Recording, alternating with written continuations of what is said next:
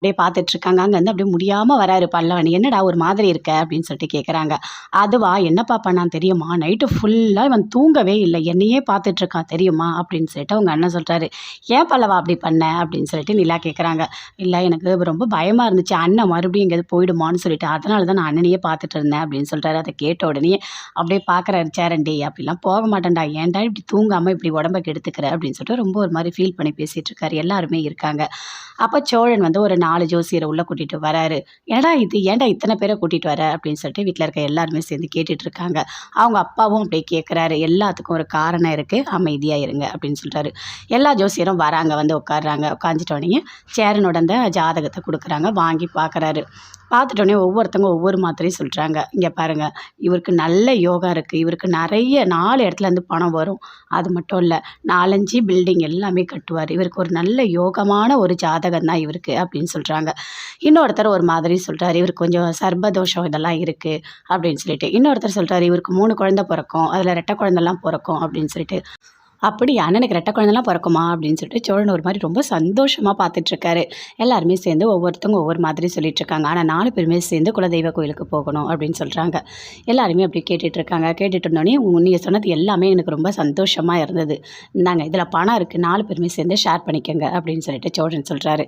சொல்லிட்டோடனே, "நீங்கள் கூட்டிகிட்டு போகிறீங்களா இவங்கள?" அப்படின்னு சொல்கிறாரு. அப்படியே பார்க்குறாரு. கணேசன் அப்படி பார்த்துட்டோன்னே, "ஆமாம், நீ கூட்டிகிட்டு வருவ, நான் கூட்டிகிட்டு போகணுமா? சரி வாங்க, உங்களை கூட்டிட்டு போய் நான் டீ வாங்கி தரேன்" அப்படின்னு சொல்லிட்டு அங்கேருந்து அப்படியே கூட்டிகிட்டு போகிறாரு. எல்லாருமே சேர்ந்து அப்படியே போகிறாங்க. போயிட்டு, "அண்ணா பாத்தியண்ணா எப்படி பேசிகிட்டு இருக்காங்கன்னு." அங்கே சொன்ன எல்லாருமே ஒரே மாதிரி தான் சொன்னாங்க. ஆனால் குலதெய்வ கோயிலுக்கு போகணும்னு சொல்லிட்டு 4 ஜோசியரும் சொன்னாங்க. "ஆமாம், அண்ணனோட ஃபேஸ் அப்படியே ரொம்ப பிரைட்டாக இருக்குது. இப்போ தான் அண்ணன் ரொம்ப சந்தோஷமாக இருக்கார்" அப்படின்னு சொல்லிட்டு நிலா சொல்கிறாங்க. "ஆமாம், அவங்க எல்லாருமே பெண் தோஷம் இருக்குன்னு சொல்லவே இல்லை பார்த்தீங்கன்னா. அப்போது அந்த ஜோசியர் பொய் சொல்லியிருக்காரு. உனக்கு புரியுதா? ஆனால் அதுவும் உனக்கு வேறு ட்வின்ஸ் வேறு பிறக்குமா, ரெட்டை குழந்தைங்க. ஐயோயோ அப்பப்பப்பா தாங்க முடியல" அப்படின்னு சொல்லிட்டு பயங்கர சந்தோஷமாக சிரிச்சிட்ருக்காங்க. "ஆமாம், 4 பேருமே சேர்ந்து குலதெய்வ கோயிலுக்கு போக சொன்னாங்க" அப்படின்னு சொல்லிட்டு நிலா சொல்கிறாங்க.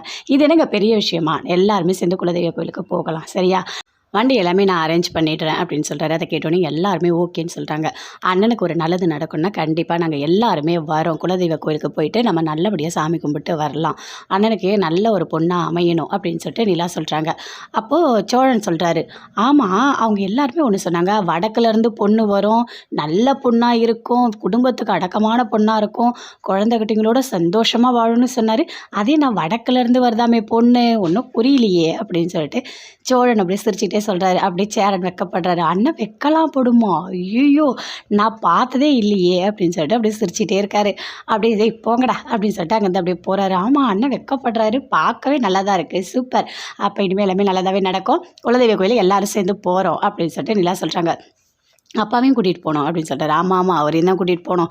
ஆனால் அவர் என்ன இடக்கு முடக்கு பண்ணுவாரே தெரியாதே. அவர் ஏதாவது ஒன்று பண்ணிகிட்டே இருப்பார். ஒன்றுத்துக்குமே சீக்கிரமாக ஒத்துக்க மாட்டார்" அப்படின்னு சொல்கிறாரு. "அதெல்லாம் பார்த்துக்கலாம், நான் பேசி அவருக்கு புரிய வைக்கிறேன்" அப்படின்னு நிலா சொல்கிறாங்க. "சரி, ஒரு நல்ல நாளாக பார்த்து நம்ம போகலாம்" அப்படின்னு சொல்லிட்டு அங்கேருந்து எல்லாருமே சேர்ந்து போகிறாங்க. அப்படியே சேரன் ஒரு மாதிரி சந்தோஷமாக போய்ட்டு சமைக்கிறாரு. "என்னென்ன ரொம்ப சந்தோஷமாக இருக்க மாதிரி இருக்குது" அப்படின்னு நிலா கேட்குறாங்க. "இல்லைப்பா, அதெல்லாம் ஒன்றும் இல்லைப்பா, நான் சமையல் தான்ப்பா பண்ணிகிட்ருக்கேன்" அப்படின்னு அப்படியே